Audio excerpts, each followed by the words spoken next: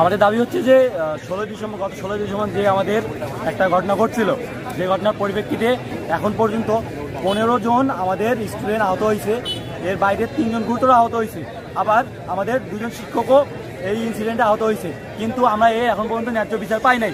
আমরা যাদেরকে দোষী করছিলাম তাদের মধ্যে মাত্র 2 জনকে গ্রেপ্তার করা হয়েছিল, কিন্তু তাদেরকে জাস্ট একদিনের মধ্যেই ছেড়ে দেওয়া হয়েছিল। তো এটা কখনোই ন্যায্য দাবি হতে পারে না, কারণ এতজন স্টুডেন্টকে আহত করছে, আবার আমাদের টিচারদের আহত করছে, তারপর আবার সবাইকে ধরা হয় নাই, তাদেরকে একদিনের মধ্যে ছাড়ে দেওয়া হয়েছে। তো এটা কখনোই দাবি হয় না। আমরা চাই প্রশাসন এর বিরুদ্ধে ন্যায্য দাবি করবে। এবং আমাদের এর পাশাপাশি কিছু দাবি আছে।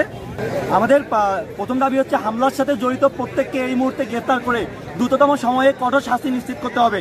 আসামিদের রিমান্ডের বদলে জামিন ও অন্যান্য আসামিদের ধরতে না পারার বিষয়ে সুস্পষ্ট জবাবদিহিতা নিশ্চিত করতে হবে। যতক্ষণ না পর্যন্ত আমরা এটা পাচ্ছি আমরা রাজপথ ছাড়বো না।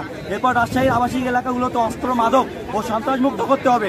অক্টাই মোড়, মুন্নাফের মোড় সহ রুয়েটের আশেপাশে উপরোক্ত সমস্যার প্রকোপ নিয়ন্ত্রণে কঠোর ব্যবস্থা নিতে হবে।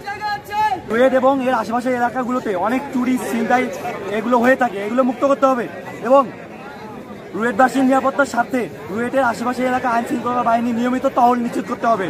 দ্রুততম সময়ের মধ্যে তালামেইতে পুলিশ বক্সের ব্যবস্থা করতে হবে। আপাতত প্রশাসনের কাছ থেকে আমাদের এই দাবিগুলো যতক্ষণ পর্যন্ত আমাদের অর্জন হচ্ছে আমরা রাজপথ ছাড়তে দিই না।